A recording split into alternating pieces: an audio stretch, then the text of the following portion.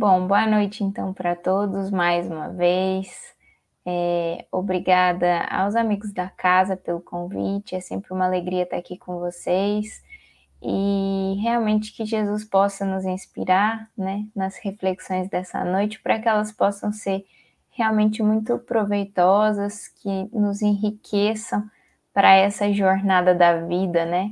A jornada do discipulado que todos nós temos escolhido e que possamos seguir escolhendo dia a dia, né, e cada vez mais comprometidos nessa jornada. E as nossas reflexões, então, dessa noite, elas nascem de uma passagem do Evangelho de Jesus, que está narrada no Evangelho de Mateus e no Evangelho de Lucas. Elas são um pouquinho diferentes, eu vou ler aqui a versão de Mateus, que é um pouquinho mais simples, para dar início para as nossas reflexões e ver um pouquinho o que Jesus estava querendo nos ensinar aqui. Como eu falei, está no Evangelho de Mateus, no capítulo 8, dos versículos 18 a 22. Jesus, vendo a turba ao seu redor, ordenou que partissem para o outro lado. Aqui o outro lado do Mar da Galileia, né, onde eles estavam. Um escriba, aproximando-se, lhe disse: Mestre, eu te seguirei aonde fores. Jesus, porém, lhe diz: As raposas têm tocas e as aves do céu têm ninhos, mas o Filho do Homem não tem onde reclinar a cabeça. Outro dos seus discípulos lhe disse: Senhor, permite-me ir primeiro enterrar meu pai. Jesus, porém, lhe diz: Segue-me e deixa que os mortos enterrem seus próprios mortos. Bom, então essa passagem ela foi intitulada aqui, né, como os desafios do discipulado, e a gente fica até a se perguntar, né,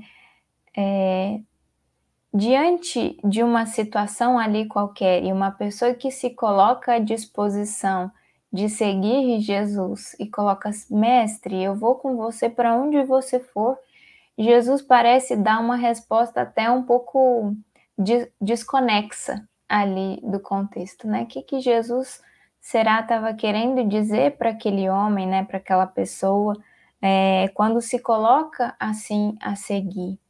Às vezes a gente pode tomar tudo isso, e o próprio título, né, já traz essa ideia de os desafios do discipulado, com um aspecto um pouco até pesaroso, né, das dificuldades, dos empeços do caminho, do como seria difícil. Parece que Jesus está até querendo desencorajar aquele homem, né? Será que era isso mesmo?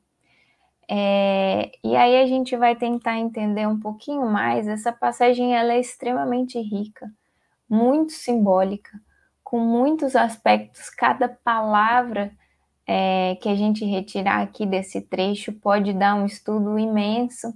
A gente não tem a pretensão de ir tão profundo assim, porque a gente não tem nem tempo hábil para tanto, e os nossos conhecimentos ainda rasteiros, mas eles já nos dão alguns indicativos sobre o que a gente consegue extrair aqui dessa passagem como ensinamento e trazer para nós nos dias de hoje também, na nossa disposição enquanto discípulos de Jesus, que já temos conhecido o Mestre, né? Temos esse tesouro em mãos que é o Evangelho, e os ensinamentos que Jesus nos deixou, juntamente com a doutrina espírita, que vem nos dar muito mais ferramentas, muito mais chaves para que a gente possa entender de maneira um pouquinho mais profunda toda a lei divina e todos os ensinamentos que Jesus nos trouxe.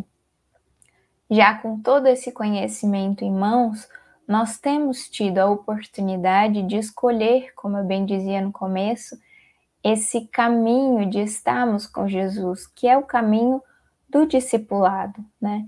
Eram discípulos aqueles 12 que Jesus escolheu para estar com ele ali, para estarem com ele ali mais proximamente no início da tarefa, né, na sua jornada aqui no mundo, mas somos discípulos, todos nós, que todos os dias conhecemos a Jesus e escolhemos, ainda com as nossas limitações, estar com Ele e seguir os seus ensinamentos. Seguir, pelo menos um pouquinho, aquilo que Ele tem nos ensinado ainda hoje, através dessas palavras que são atemporais, que são imperecíveis e que seguem alimentando os nossos corações. Então, para a gente tentar entender um pouquinho, um aspecto inicial que a gente gostaria de trazer com relação aos dois relatos, né? Como eu falei, o relato de Mateus e o relato de Lucas, eles são um pouquinho diferentes, mas os dois têm alguns aspectos em comum que são muito interessantes. E o primeiro deles tem a ver com o contexto. O contexto em que essa passagem aparece nos dois evangelhos não é o mesmo. Cada evangelista coloca na sequência ali de um determinado acontecimento que é um pouco diferente nos dois casos, mas eles têm uma semelhança simbólica que é muito interessante. O texto de Mateus, como ele coloca bem aqui, né, no primeiro versículo, essa questão de que Jesus fala para que eles partissem para o outro lado do mar da Galileia, a gente vai ver esse contexto inserido justamente numa travessia que é de uma margem para outra desse mar da Galileia, que na verdade era um rio, né? Um lago que formava um lago formado, né, por um rio que passava ali. Então, essa travessia de uma margem para outra. E, inclusive, a passagem que vem logo na sequência dos desafios do discipulado é a da tempestade acalmada, quando eles estão no trajeto, né, no meio ali do lago. E lá na passagem de Lucas, o contexto ele é um pouquinho diferente. Jesus está vindo de uma passagem da Samaria. Ele passa pela Samaria junto com seus discípulos em direção a Jerusalém. É um outro contexto, mas é também uma travessia. E é interessante a gente pensar porque esse é o elo de conexão, né? Esse é o ponto em comum que eu gostaria de trazer para a nossa reflexão. Jesus começa a apresentar esses desafios do discipulado em momentos de travessia, de trajetória. E isso mostra para nós realmente o que é que significa o discipulado nas nossas vidas. Quando a gente conhece ao Evangelho, quando a gente conhece a Jesus e decide realmente segui-lo, a gente começa uma trajetória diferente nas nossas vidas. Eis que uma jornada se inicia, e é uma jornada junto com Jesus. Essa é a jornada que Jesus tem apresentado para nós desde que aqui esteve, há 2000 anos.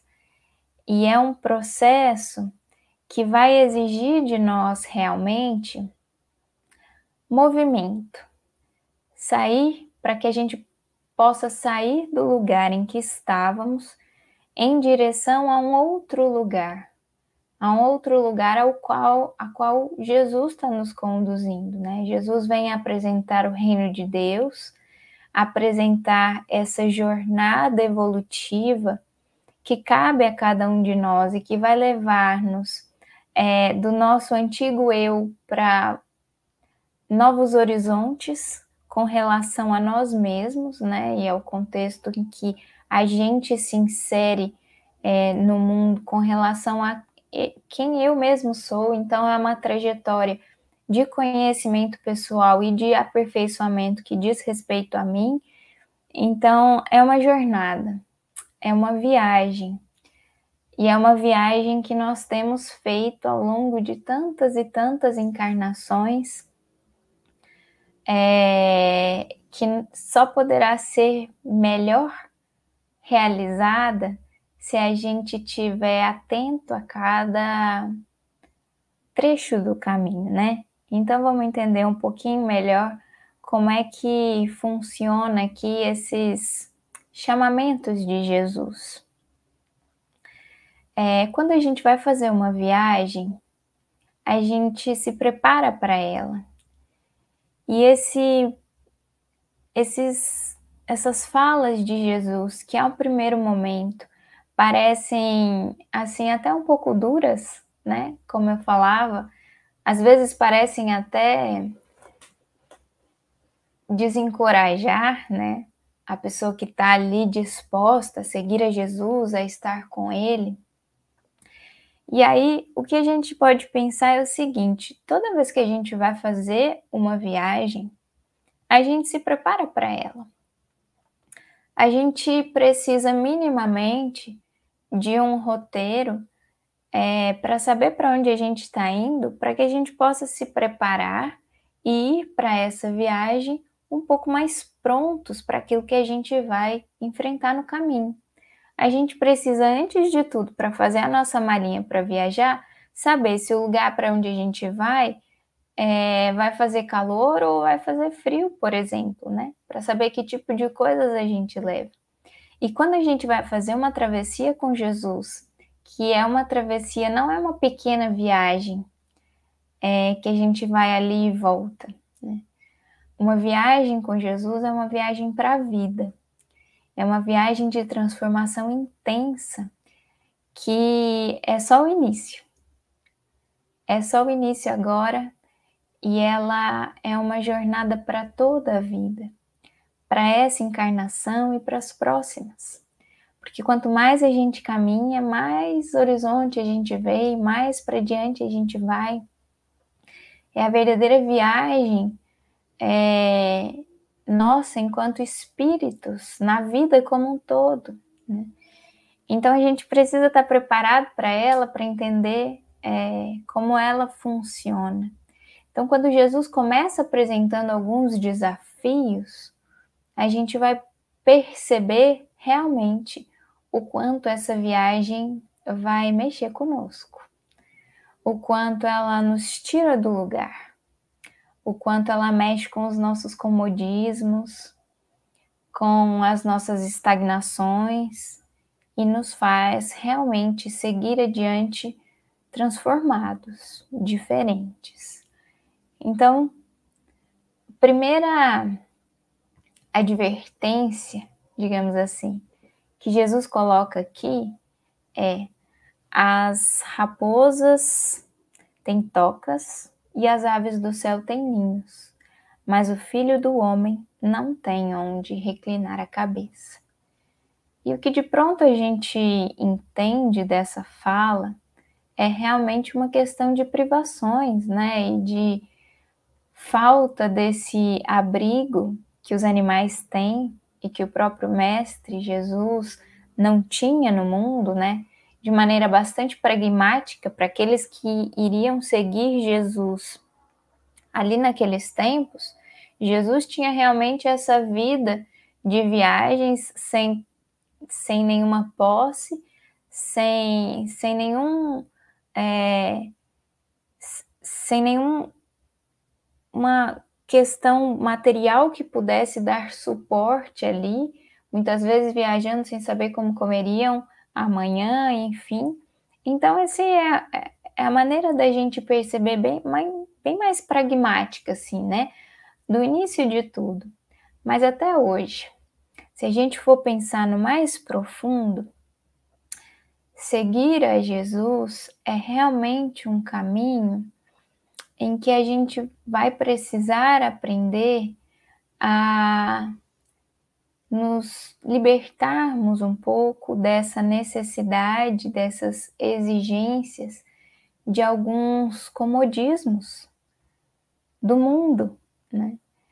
Estar com Jesus é renunciar a nós mesmos, renunciar às nossas escolhas pessoais, muitas vezes, para entender que a vontade de Deus está acima da nossa, que ela é maior que a nossa. E às vezes o que eu quero para mim não é realmente o melhor, né? Então, aprender a essa renúncia, doar de mim para acolher o que vem de Deus, é um abrir mão de alguns comodismos. A gente pode pensar o quanto a gente vai precisar renunciar às facilidades do mundo, de diversos tipos. A gente não fala só de posses materiais, a gente fala de poder, a gente fala de influência, a gente fala dos prazeres do mundo e uma série de coisas que a multidão ainda pode perseguir, que ainda são tão valorizadas na nossa humanidade, né, na nossa sociedade, coisas que o cristão sincero, aquele que tem os olhos voltados para Jesus, precisa realmente aprender a não valorizar tanto, né? Porque as prioridades passam a ser outras, e a gente vai ver um pouquinho mais sobre prioridades um pouquinho mais adiante, né? Na segunda fala de Jesus, mas as duas são bastante relacionadas. Então, essas coisas todas fazem parte um pouco dessa fala de Jesus. Quando Jesus diz que ele não tem uma pedra onde reclinar a cabeça, a gente pode pensar no símbolo que é a cabeça, né? A mente, o pensamento. E Jesus não tem uma pedra. A pedra que é um símbolo bem material para reclinar essa cabeça. E aí, todos os pensamentos. A mente do Cristo não encontra no mundo nada material que possa apoiar essa mente, esses pensamentos. Porque a mente e os pensamentos de Jesus, e assim também ele convida de seus discípulos, devem estar voltados para o alto. Para esse propósito maior, a gente entende o mundo como uma ferramenta muito útil e necessária onde nós vivemos hoje.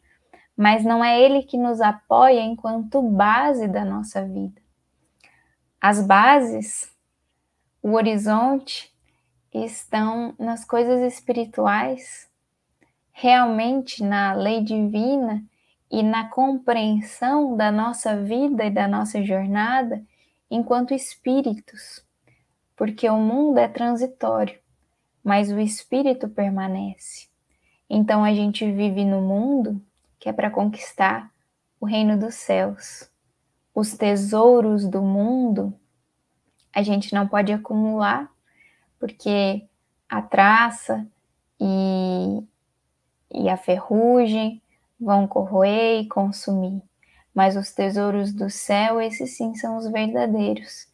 Então, o discipulado com Jesus é aprender a mudar o foco realmente das nossas vidas para o que realmente importa.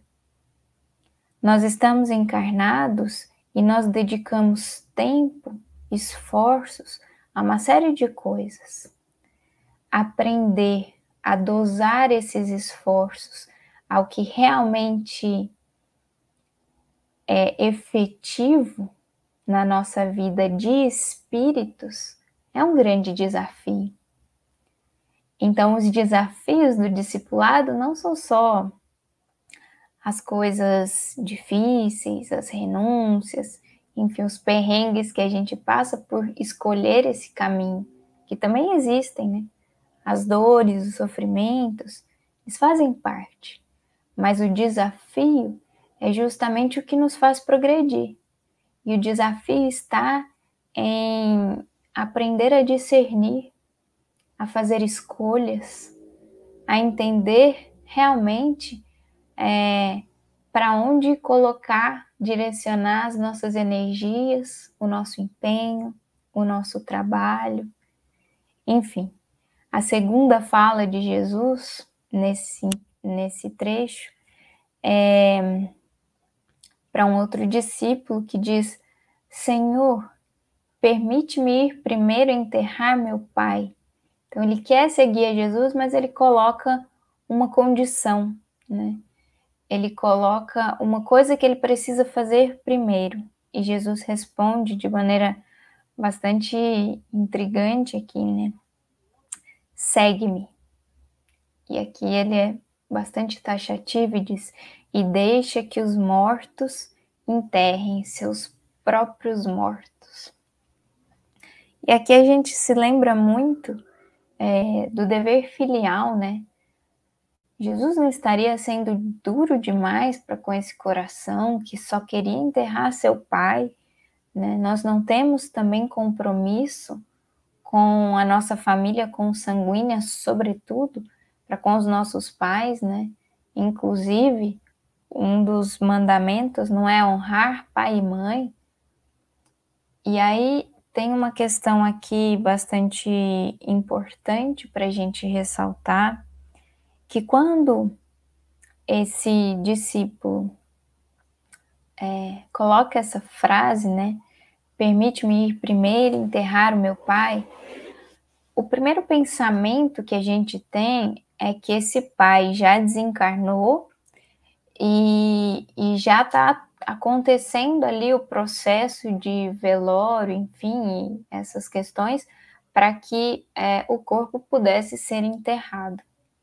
Mas, na verdade, quando a gente entende um pouco mais profundamente o contexto ali da época, uma fala dessa, ela poderia muito bem representar uma condicionante um pouco mais longa.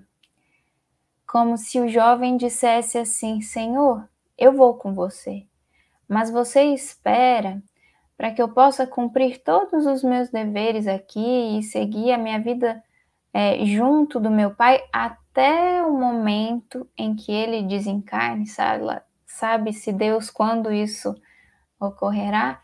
E então, depois que meu pai tiver desencarnado, aí sim, eu estou pronto para te seguir. Então parece, a gente pode entender assim, como uma condicionante realmente muito mais longa, né? Um tempo muito mais longo que nem mesmo ele era capaz de saber quanto tempo seria. Afinal de contas, esse filho poderia inclusive desencarnar antes do pai, né? A gente nunca sabe. Então, a fala de Jesus para com ele, deixa que os mortos enterrem os seus próprios mortos, ela é extremamente simbólica e a gente vai tentar trazer um pouco, né, dessa percepção de que tipo de morte Jesus está dizendo. Mas quando ele diz segue-me, ele está ressaltando o quanto o comprometimento precisa ser imediato. Quando a gente conhece a Jesus, a gente não tem mais desculpas. Quando a gente conhece, sobretudo junto com a doutrina espírita, com tantas chaves de entendimento, a gente já não tem mais desculpas para adiar o nosso comprometimento de transformação para conosco mesmos. E o comprometimento, antes de tudo, é com a gente, né? É um comprometimento íntimo e, claro, com Deus, né? Nessa relação que existe entre eu e o Criador, que é uma relação extremamente de intimidade, onde ninguém mais tem condições de acessar, né, essa relação.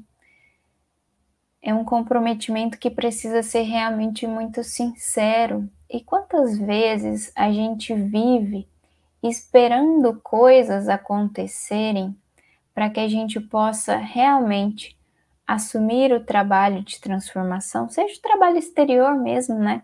Assumir o trabalho assumir uma tarefa de estudo, assumir um trabalho voluntário, assumir, enfim, uma série de coisas, essas ainda mais exteriores até, mas agora as mais profundas, né?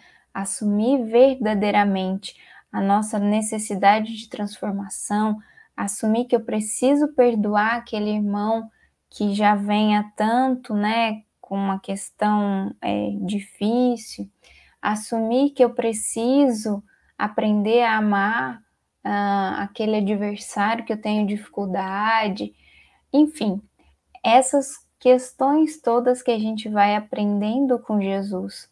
E muitas vezes a gente espera a estabilidade financeira, a gente espera terminar um ciclo de estudo ou de trabalho, a gente espera a aposentadoria, a gente espera mudar de casa, a gente espera os filhos crescerem, a gente às vezes fica esperando uma série de coisas acontecerem para realmente assumir as nossas necessidades de transformação que a gente não sabe.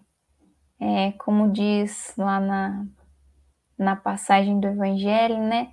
Louco, não sabe se essa noite te pedirão a sua alma, né? No sentido, a gente não sabe quando vai desencarnar e até quando a gente tem as oportunidades aqui no mundo que essa encarnação bendita nos traz com tanto conhecimento, né? Que nós temos da doutrina espírita. Então, aproveitar o tempo, aproveitar a encarnação, e assumir realmente que nós queremos ser discípulos de Jesus, que nós queremos segui-lo, que nós queremos estar com Ele, aprender com Ele cada dia mais e vencer a nós mesmos, precisa ser realmente um comprometimento imediato. É isso que a gente vê com tantos exemplos, né? Se a gente pegar um exemplo, por exemplo, de um Paulo, que relutou um pouco. Jesus o chamou por tantas vezes ali por meio de Estevão, né, no início, e ele foi relutando, mas em um determinado momento, quando o chamado foi um pouco mais direto e ele perde a visão na estrada de Damasco, ali a gente vê que toda a dificuldade que Paulo estava tendo ali para assumir o compromisso, naquele momento, ele realmente redireciona todas as suas energias e fala: Senhor, eu vou com você, me fala o que eu tenho que fazer e é isso. E foi uma tomada de decisão que realmente foi firme e imediata naquele momento, e claro, teve todo um processo de construção desse espírito para que ele realmente virasse, né, o Paulo que a gente conhece. Teve um processo, tiveram muitas lutas, muitas dores. Ele passou por esse primeiro momento de não ter uma pedra para repousar a cabeça. Ele realmente teve que aprender a deixar o seu pai, que não aceitou o caminho que ele estava escolhendo. E a gente não consegue imaginar o quanto isso foi doloroso para ele. Ele teve que renunciar a toda a família. Ele teve que renunciar a todos os antigos conhecidos e toda a vida antiga que ele vivia para estar com Jesus. Então, hoje talvez a gente já não viva a necessidade tão profunda que Paulo teve naquele momento de realmente transformar a vida por completo, né? Mas às vezes sim, a gente vai encontrar incompreensões dentro do lar, a gente vai encontrar dificuldades no caminho daqueles que não entendem o nosso comprometimento, a nossa escolha de estar com Jesus, que debocham, que ridicularizam, mas estar com Cristo é uma jornada que nos leva para algo muito maior. Quando a gente vai fazer essa travessia com Jesus, a gente se prepara. É como subir uma montanha.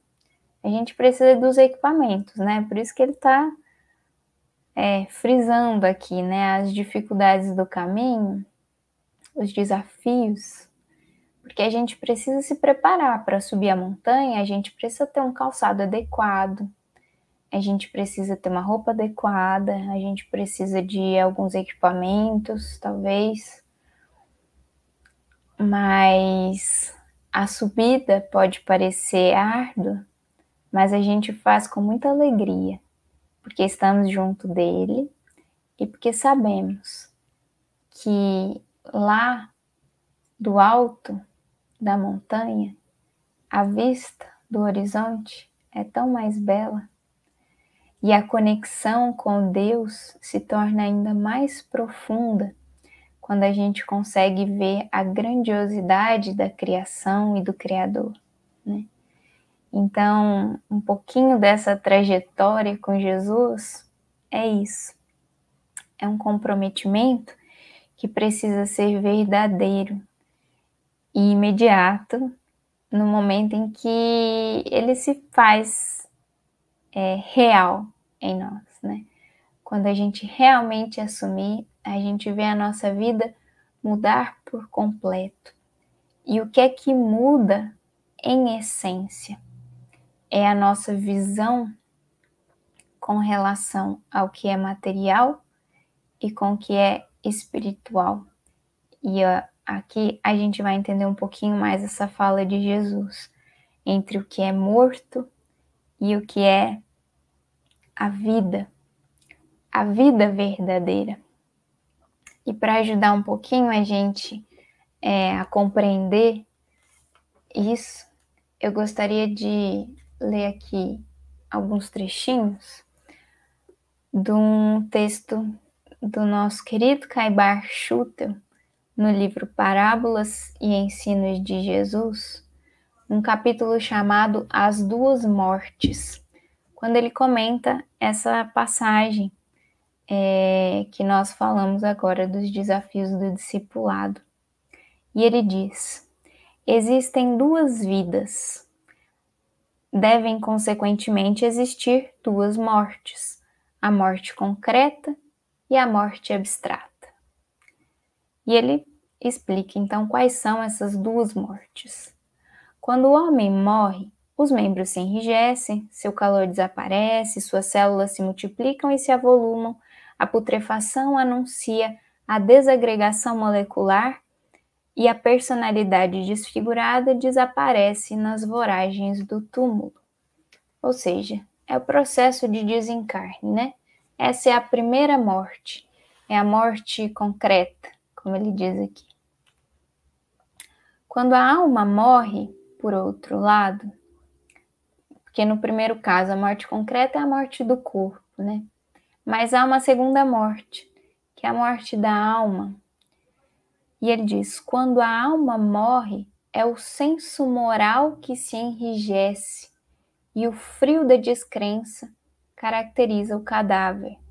São as más paixões que denunciam a decomposição do indivíduo e ei-lo, sepulcro ambulante em trânsito pelas necrópolis dos vícios, ostentando suntuoso mausoléu. Olha só que profundo, né? Caibar é até um pouco chocante nas palavras que ele usa, mas quantos no mundo têm vivido assim, com a alma morta? Morta em sentido figurado, é claro, né? Porque o espírito, a gente sabe, não morre, mas morre, como ele diz aqui, esse senso moral que se enrijece. E quantos não são os espíritos que vivem no mundo tal qual cadáveres ambulantes, né? Como zumbis mesmo, sem qualquer consciência de que são espíritos, sem qualquer consciência do que vieram fazer aqui, de qual é o objetivo da encarnação, do que podem fazer com as suas vidas.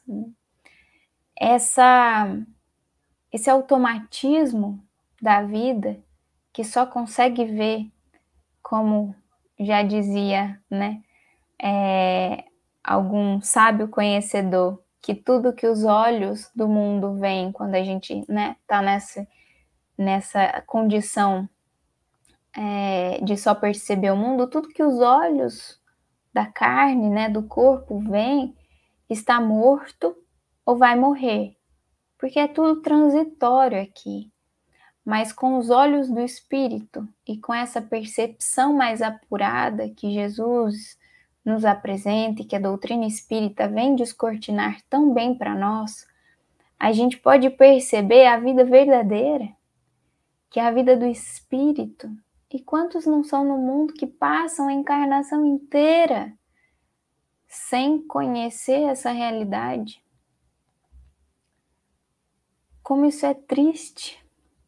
Porque todos os esforços que essas pessoas fazem é por essas coisas do mundo, que são mortas ou que vão morrer. Todos os esforços estão em conquistar mais poder, dinheiro, fama, prazeres, enfim, seja lá o que for, os bens materiais, tudo isso que fica no mundo, né? E que realmente não é efetivo para a construção do espírito e que a gente não leva daqui. Ou seja, o espírito sai de uma encarnação da mesma maneira que entrou, e às vezes até em condições mais dolorosas, não porque retrograde, porque a gente sabe que o espírito não retrocede, né, na jornada evolutiva, mas às vezes constrói até débitos que precisam ser sanados no futuro, se compromete com outras pessoas, né, enfim, pelos seus egoísmos, pelo seu orgulho, enfim. Estar no mundo não caracteriza a vida, caracteriza só a encarnação, né? Mas a vida verdadeira do espírito encarnado é aquele que está consciente da sua jornada enquanto espírito, que consegue perceber que a encarnação é só um aspecto da vida espiritual que é muito mais ampla, que nós temos objetivos, então a gente pode realmente investir os nossos esforços nessa construção do espírito, que é a que permanece. Caibar continua aqui: a alma morta em corpo vivo, porque assim como o corpo sem alma é morto, o espírito sem fé que vivifica e felicita é um ser inerte como um cadáver. Olha só, o espírito sem fé que vivifica. Então a gente precisa dessa fé, dessa força realmente que nos move, que dá vida, que dá sentido para a encarnação. Porque tem um propósito grandioso, né? Porque senão a gente passa na vida realmente como cadáveres, como corpo sem alma, morto, né? Por aí, de maneira, claro, mais uma vez, simbólica. O corpo morto tem olhos e não vê, tem ouvidos e não ouve, tem boca e não fala, tem cérebro e não raciocina, enfim, tudo isso, né? O corpo que já morreu continua tendo ali os órgãos por um tempo, mas eles já não têm mais ação. A alma, ele diz mais adiante, quando morta, também perde a sensação e a percepção. Não pensa, não sente a vida, não percebe a moral. Nenhum som, nenhuma cor, nenhum perfume, nenhum ato generoso, nenhuma ação divina consegue despertar esse Lázaro encerrado em sepulcro de carne. E olha que bonito, ele traz esse exemplo, né, de Lázaro, que Jesus foi lá dar vida de novo. Lázaro volta à vida. E tantas vezes, quando a gente se vê, né, lendo alguma coisa, ou faceando aqui algum ensinamento do Evangelho, ou tendo alguma experiência com algum amigo, uma conversa, uma mensagem que a gente lê, a gente se sente realmente como se Jesus estivesse nos puxando pela mão e falando: meu filho, volta para a vida verdadeira, né? É como se ele realmente infundisse vida em nós de novo e a gente desperta dessa morte momentânea pela qual passávamos, seja por um momento de dor, de dificuldade, ou seja, por uma estagnação que a gente vivia, um descolamento, talvez, da realidade, né, dos propósitos que a gente tinha. E aí Jesus vem sempre dar essa vida, como ele mesmo diz, vida abundante. E é só com Jesus que a gente tem, né? Como é terrível, diz Caibar, a morte da alma. Mais estranha e penosa coisa é a morte da alma que a morte do corpo. A morte do corpo é a libertação do espírito consciente, né? A morte da alma é a escravidão ao serviço da carne. Isso é muito verdade, porque o espírito encarnado que está consciente da sua realidade espiritual e de todo o trabalho como discípulo, né, que está comprometido nesse trabalho de transformação, quando o corpo morre, é uma libertação do espírito, para realmente voltar para essa vida e continuar avançando, progredindo, trabalhando e realizando no plano espiritual. Mas, pelo contrário, né, daquela alma que vive esse estado de morte aparente, quando esse espírito está encarnado, é uma escravidão. Encarnado ou desencarnado, na verdade, né? Ele é escravo aos serviços da matéria, da carne. Às vezes se julga até muito livre, né? Mas escravo, porque só consegue fazer aquilo que está num raio muito pequeno, né? Aquela visão muito circunscrita ali, as coisas imediatas do mundo, sem conseguir ver os horizontes mais belos que Jesus nos descortina. A morte do corpo e a morte da alma. Glorioso é o dia da morte do corpo para os espíritos que vivem. Terrível é o dia da morte do corpo para os espíritos mortos. Entretanto, para uns como para outros, há ressurreição. Aqueles ressurgem para a glória, e estes para a condenação. Daí a proposição de ficarem os mortos incumbidos do enterro de seus mortos. E sobre essa fala em específico de Jesus, eu ficava pensando com relação à nossa relação com as pessoas que nos cercam e a influência que a gente também tem com relação a esses nossos irmãos. Quando nós estamos nesse estado de morte aqui na Terra, né, porque desatentos das coisas espirituais, tudo que a gente faz é jogar mais terra, ou seja, mais enfoque nas coisas materiais aos nossos semelhantes que também estão mortos no caminho. Então é um processo de retroalimentação, né, desses que se sintonizam nessas mesmas buscas do mundo, e é como se um enterrasse o outro, porque a gente passa só a influenciar negativamente, né, nas questões puramente materiais, do materialismo mesmo, uns aos outros. Então, os mortos seguem enterrando os seus semelhantes, os mortos.